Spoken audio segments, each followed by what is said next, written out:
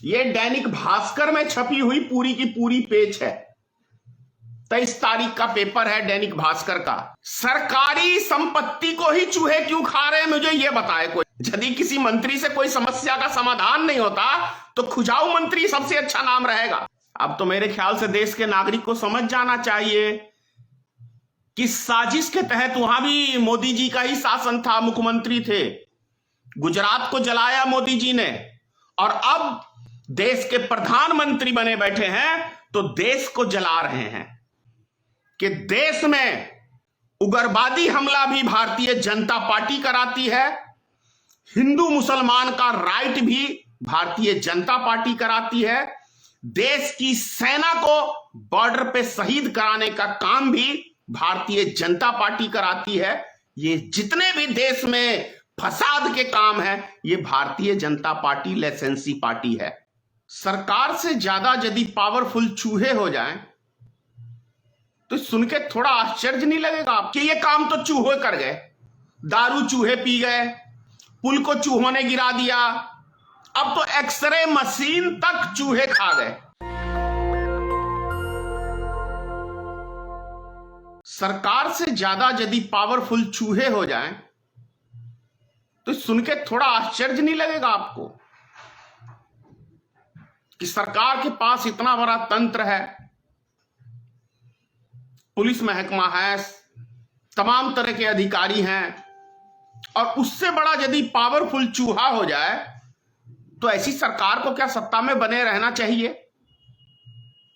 या आसानी से कहें, किसी भी मसले का यदि कोई घोटाला होता है तो सरकार यदि आसानी से यह कह दे कि यह काम तो चूहे कर गए, दारू चूहे पी गए, पुल को चूहों ने गिरा दिया, अब तो एक्सरे मशीन तक चूहे खा गए,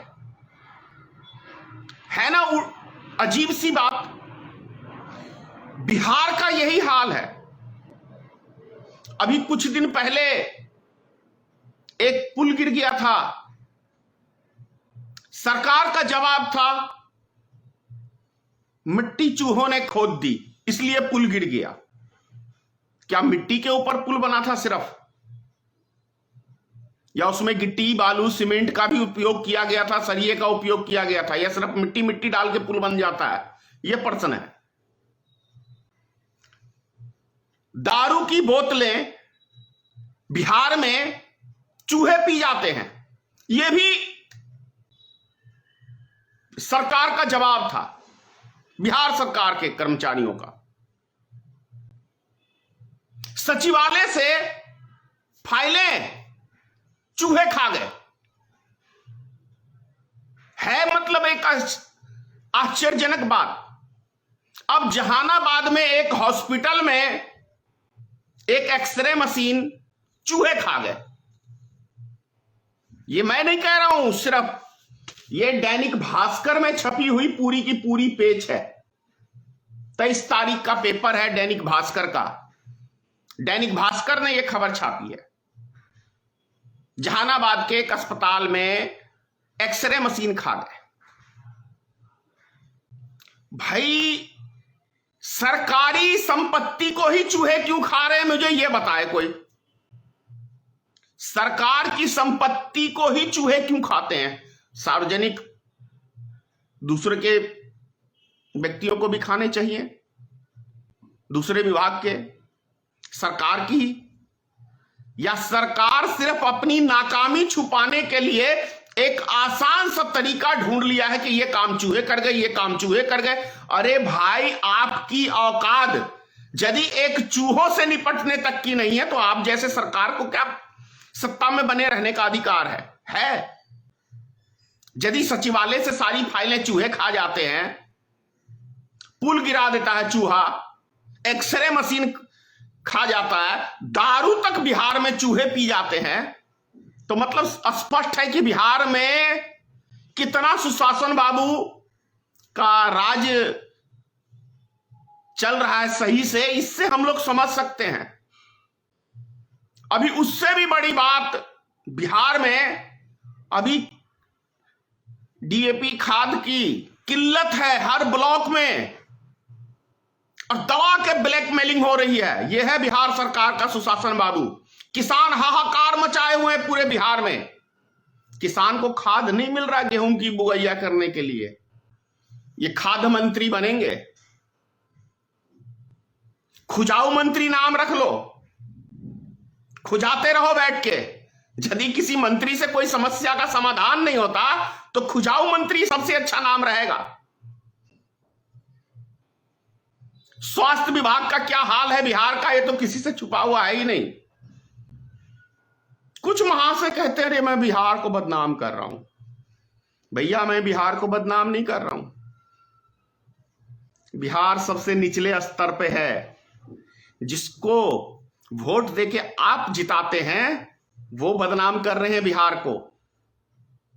वो अपनी नाकामी छुपाने के लिए चूहों का हवाला देते हैं। एक कहावत है ना, लूट सको तो लूट लो, राम नाम की लूट। भैया ये भाजपा है, जितना लूट सको तो लूट लो, पूरी है छूट। हर नेता को, हर कर्मचारी को पूरी है छूट। जितना लूट सको जनता को लूट लो, फिर ना मौका मिलेगा ऐसा। आप लोग को क्या हजम हो रहा है कि दारू चूहा पी सकता है बोतल की बोतल? ये हजम होने वाली बात है? दारू की बोतल पैक होती है क्या? दारू की बोतल शीशा काट सकता है चूहा? शीशा काट सकता है चूहा? ये आप लोग हजम करने वाले हैं क्या? लोहे का मशीन एक्सरे चूहा खा सकता है? लोहा चूहा खा सकता है? मेरा प्रश्न है। क्या सीमेंट बालू से बना हुआ पुल क्या चूहा गिरा सकता है? सचिवालय में फाइलें लॉकर में होती हैं, क्या चूहा लॉकर तोड़ के फाइलें खा सकता है? यह प्रश्न है। बहुत सिंपल सा प्रश्न पूछ रहा हूं, मैं सरकार से पूछ रहा हूं और उम्मीद है कि बिहार सरकार को इसका जवाब देना चाहिए। नहीं तो मैं तो कहूंगा कि नैतिकता के आधार पर यदि आपसे बिहार नीतीश जी नहीं संभल रहा तो आप इस्तीफा दे दें। बहुत राज कर लिया, और वैसे बुढ़ापे में अक्सर आदमी सठिया जाता है और सत्ता का नशा आपके सर पे चढ़ रहा है, इसलिए कुछ भी आप लोग बोल जाते हैं। जो मर्जी हो वो बयान दे दो। कम बोलने से कोई बहुत बड़ा काबिल भी नहीं हो जाता है।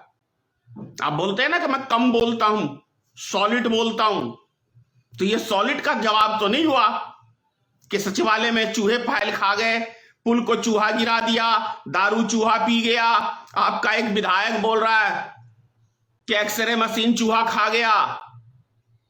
दुनिया हंसेगी, दुनिया हंसेगी। दुनिया भर में भारत का नाम हंसी की पात्र बनाए हुए हैं। अभी बिहार ही नहीं, मैं दुनिया की बात कर रहा हूं, देश ही नहीं दुनिया की बात कर रहा हूं मैं। अभी एक वो कुछ भगवा वस्त्र पहन के मनमोहन सिंह को नाथूराम गोडसे बनने की बात कर रहे थे, मैं गोली मार दूंगा, उत्तराखंड में। भैया आम नागरिक को भड़काना आसान है, खुद क्यों नहीं? अब तो मतलब एक समझ में नहीं आ रहा है कि सनातन धर्म के पीछे ये बदनाम करने के लिए कहां से ये भगवा वस्त्र पहन के इस धर्म को बदनाम करने में लगे हुए हैं। सनातन धर्म का अर्थ मालूम है ना क्या होता है? या सिर्फ गिरुआ वस्त्र पहन लिया, बन गए, टीका लगा लिया, बन गए पंडित, साधु संत बन गए, इसी से टीका काफी है? या एक भगवा वस्त्र पहन लिया और जनता को भड़काया, सीधे साधे लोग को वो साधु बन गया? वो शैतान है। वो शैतान है जो दूसरों को भड़काता है, उसे शैतान कहते हैं। जो देश की अमन शांति को छीनता है उसको शैतान कहते हैं। जो अपने ही देश में नफरती बातें पैदा करता है उसे शैतान कहते हैं। और यदि जिस सरकार के शासन काल में और उसके नाक के नीचे ये सब हरकतें हो रही हैं और इतनी नफरत भरी बातें बोली जा रही हैं, खुल के बोली जा रही हैं, और सरकार खामोश है, तो इसका मतलब है सरकार की छत्र छाया में ये सभी बातें हो रही हैं।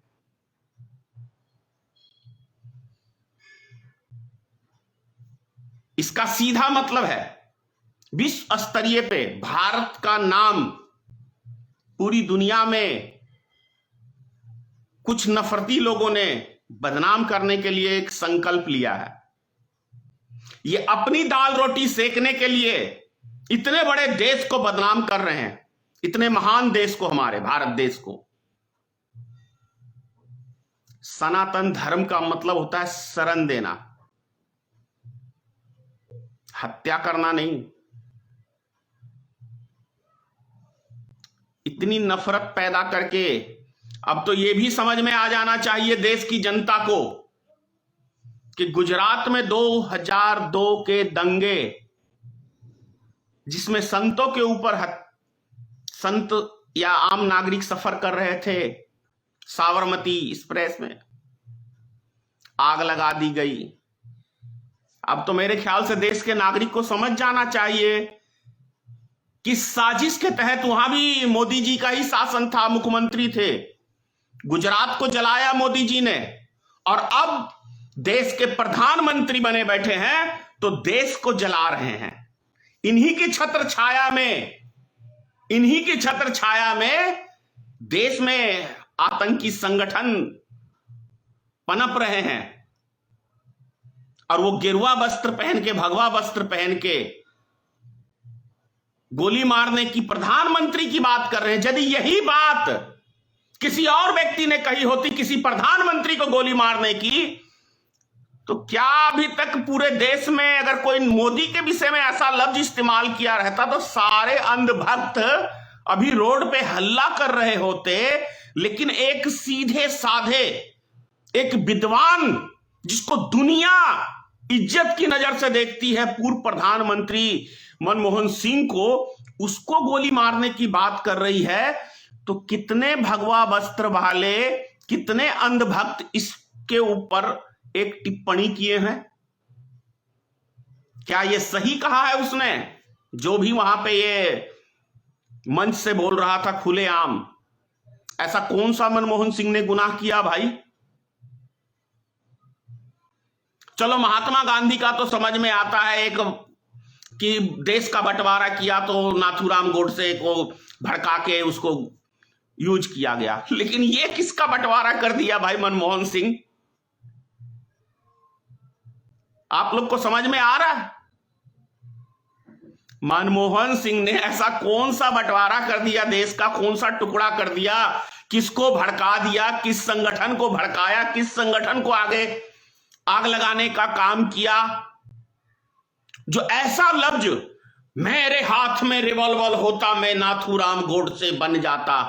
तो भारतीय जनता पार्टी में कौन सी रिवॉल्वर की कमी है? दबा के है, मोदी जी से मांग लो, आरएसएस से मांग लो, हथियार के खजाना है भाई ये तो। जब इतनी बड़ी बात बोलने के लिए तुम्हें छूट दे सकते हैं तो हथियार भी दे सकते हैं। दूसरे को क्यों भड़काते हो? या तो ये कर लो कि सनातन माफ करना, जो ये भगवा गेरुआ वस्त्र अभी के संत महंत बनेंगे वो कम से कम 10-15 मर्डर करके आए, तब वो संत की पदवी ले लें। दूसरे को क्यों भड़काते हो? खुद पहले करके आओ। वो गाजियाबाद का एक नपुंसक खाली आग ही उगलता है, उसे महंत की पदवी दे दी।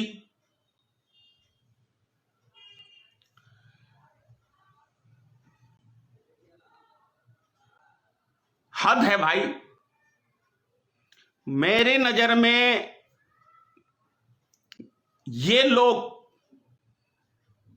2024 से पहले इनकी मंशा हो चुकी है कि मोदी जी का जो प्लान था विकास का तो फेल ही है पूरी तरह से। तो एक एक व्यक्ति जान रहे हैं आप, रोजगार फेल ही है। किस मुद्दे पे जाएंगे? सेना को मरवा के एक बारी वोट मांग ही चुके हैं, पुलवामा हमला। अब जबरन हिंदू मुसलमान का दंगा कराना चाहते हैं, जबरन। तभी तो आप देखते हैं ये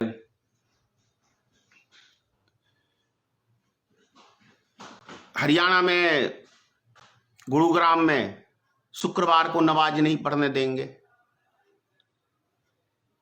मतलब जबरन साजिश चल रही है, जबरन दंगा कराने की प्लानिंग चल रही है।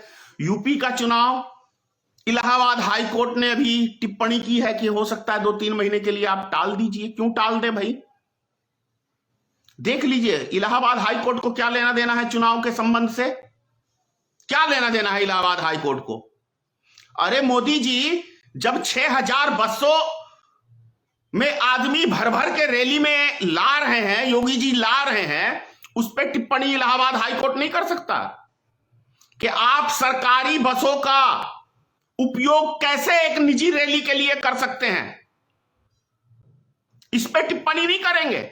लेकिन भारतीय जनता पार्टी की हालत खस्ती है उत्तर प्रदेश में 5 राज्यों में, तो कुछ दिन के लिए चुनाव टाल दो, तब तक कोई ना कोई समस्या का समाधान निकल जाएगा। कहीं ना कहीं हम दंगा कराने में कामयाब हो जाएंगे। अगर यदि कोर्ट इस तरीके के करने लगे तो समझ से परे हो रहा है कि देश में कितनी बड़ी षड्यंत्र चल रही है, कितना बड़ा मोदी सरकार ने एक अपना वो सेटिंग कर रखा है पूरे हर विभाग में। जब चुनाव आयोग ऐसे स्वतंत्र विभाग के ऊपर अपना कंट्रोल मोदी जी जमा सकते हैं तो समझ सकते हैं कि देश में नीचे से ऊपर तक मीडिया तो खैर सबसे पहले कब्जा किया मोदी ने, मीडिया सबसे पहले कब्जा किया, सुप्रीम कोर्ट पे कब्जा किया, निचली अदालत पे कब्जा किया। अब सेना प्रमुख को किस लिए बिपिन रावत जी का हेलीकॉप्टर क्रैश हुआ या क्रैश कराया गया? क्योंकि मियां बीबी हजम नहीं होता मुझे, दुनिया को हजम हो जाएगा लेकिन मुझे मियां बीबी साथ में थे और दोनों एक साथ, ये हजम नहीं हो रहा, ये हजम नहीं हो रहा है मुझे कि मियां बीबी दोनों साथ। भैया हर व्यक्ति पत्नी से बहुत सारी बातें शेयर करता है अपने दुख सुख की, कोई ऐसा राज तो होगा जो दोनों को ही एक साथ, न रहे बांस न बजे बांसुरी, कुछ तो होगा ऐसा। आप लोग हजम कर रहे हैं इस चीज को? कितने बड़े सेना प्रमुख को तमिलनाडु में हजम नहीं हो रहा भाई। क्या आप लोग हजम कर सकते हैं इस चीज को? आखिर सेना ही क्यों? सबसे ज्यादा मोदी के शासनकाल में सेना मारी गई है, हमारी सेना शहीद हुई है सबसे ज्यादा। अगर भारत का पिछले 75 साल का इतिहास आप उठा के देख लें तो बॉर्डर पे सबसे ज्यादा सेना शहीद हुए हैं हमारे देश के। क्यों? यदि इतनी मजबूत सरकार है तो हमारे देश की सेना इतनी आसानी से शहीद कैसे हो जा रहे हैं? पुलवामा हमला देख लीजिए, आज तक उसकी जांच नहीं हुई है। क्यों? क्यों नहीं हुई उसकी जांच आज तक? देविंदर सिंह को गिरफ्तार करके क्यों नहीं उसको आज तक दिखाया गया है कि देविंदर सिंह, उस टाइम के डीएसपी वहीं के थे, उन्हीं के नेतृत्व में वहां 300 किलो आरडीएक्स ले जाया गया था। दिल्ली ला रहे थे 2 उग्रवादियों को, पकड़े गए 2 उग्रवादियों के साथ। तब से भी उसका देविंदर सिंह का कोई अता पता ही नहीं है। भैया भारतीय जनता पार्टी की सरकार है, अपने आप को राष्ट्रभक्ति का ढोल पीटते हैं, तो ये तो इनका काम है ना अभी तक इस चीज का बयान देना चाहिए। भैया 100 बात की एक बात धनेश्वर महतो डंके की चोट पे कहता है कि देश में उग्रवादी हमला भी भारतीय जनता पार्टी कराती है, हिंदू मुसलमान का राइट भी भारतीय जनता पार्टी कराती है, देश की सेना को बॉर्डर पे शहीद कराने का काम भी भारतीय जनता पार्टी कराती है। ये जितने भी देश में फसाद के काम है ये भारतीय जनता पार्टी लाइसेंसी पार्टी है। ये कड़वा सच बोल रहा हूं। चाहे तो मोदी जी इतनों को मरवाया, मुझे भी मरवा ही देगा, क्या फर्क पड़ता है, लेकिन सत्य तो सत्य है। सत्य को कोई दुनिया की ताकत नहीं झुठला सकती है और देश का बच्चा बच्चा मोदी की राजनीतिक समझ चुका है।